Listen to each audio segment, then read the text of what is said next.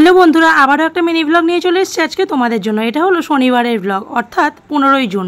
সারা সপ্তাহ বর প্রচণ্ড ব্যস্ত থাকে কাজে, তাই শনিবার রবিবার তার সঙ্গে বেশি সময় কাটাই। তো শনিবার সকালবেলায় যাচ্ছি মন্দিরে পুজো দিতে। আর যেহেতু আমি স্কুটিতে উঠতে পারি না, তাই আমার জন্য টোটো করতে হয় আমার বরকে। আর এখান দিয়ে যাওয়ার সময় দেখলাম যে আমি বাড়ি থেকে কতটা দূরে থাকি। আমার বাপের বাড়ি থেকে প্রায় 200 কিলোমিটার দূরে থাকি। সংসারে কাজের মধ্যে থাকি বলে ভুলে থাকি।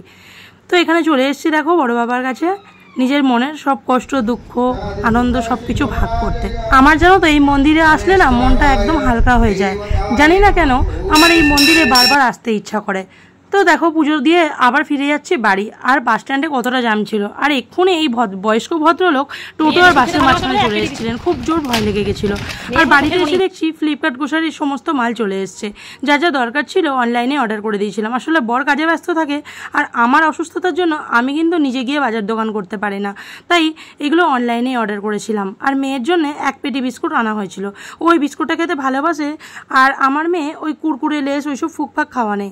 ও না বিস্কুট খেতে খুব ভালোবাসে, তাই জন্যে একবারেই অনেকটা বিস্কুট একসঙ্গে নিয়ে নিয়েছি বারবার আনার থেকে, যেহেতু আনার একটু অসুবিধা আছে। আর ওয়েট লস করার জন্য ওই স্যাফোলার তেলটা নিয়েছিলাম। আর কতগুলো জিনিস নিয়েছি ফ্লিপকার্ট গ্রোসারি থেকে। দেখো এখানে গোটা গরম মশলা, তারপরে একটা পিলারও নিয়েছিলাম।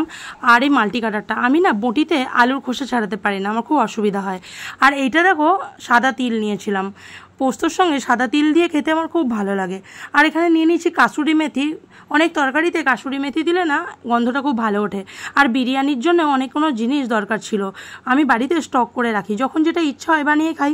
তারপর দেখো এখানে নিয়ে নিয়েছি এখানে সর্ষে গুঁড়ো পাউডার। সবসময় সর্ষে বেটে খেতে ইচ্ছা করে না, তাই ভাবলাম গুঁড়ো পাউডারটা একবার নিয়ে দেখি।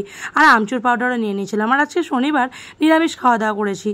তো দেখো এখন দুপুরবেলায় লাঞ্চটা করে নিলাম। আর নিরামিষ খেতে না আমার খুব ভালো লাগে।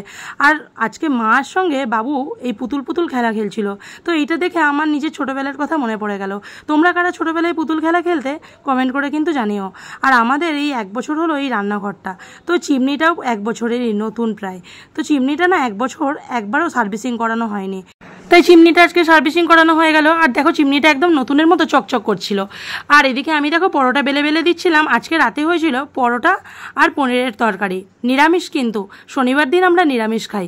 আর এখানে আমি মাকে বেলে বেলে দিচ্ছিলাম আর মা ভেজে দিচ্ছিল। নিজের শরীরের অক্ষমতাকে সবসময় মনে রাখি না, আমি মনেই করি না যে আমার কিছু হয়েছে। সবসময় নিজেকে মনে করি আমি একদম সুস্থ, আমার কিছুই হয়নি। ভগবান আমাকে নতুন জীবন দিয়েছেন, তাই এই জীবনটাকে আমি আর আফসোস করে কাটাতে চাই না। তো চলো বন্ধুরা, আজকে ভিডিওটা এখানেই শেষ করছি। সবাই খুব ভালো থেকো, টাটা।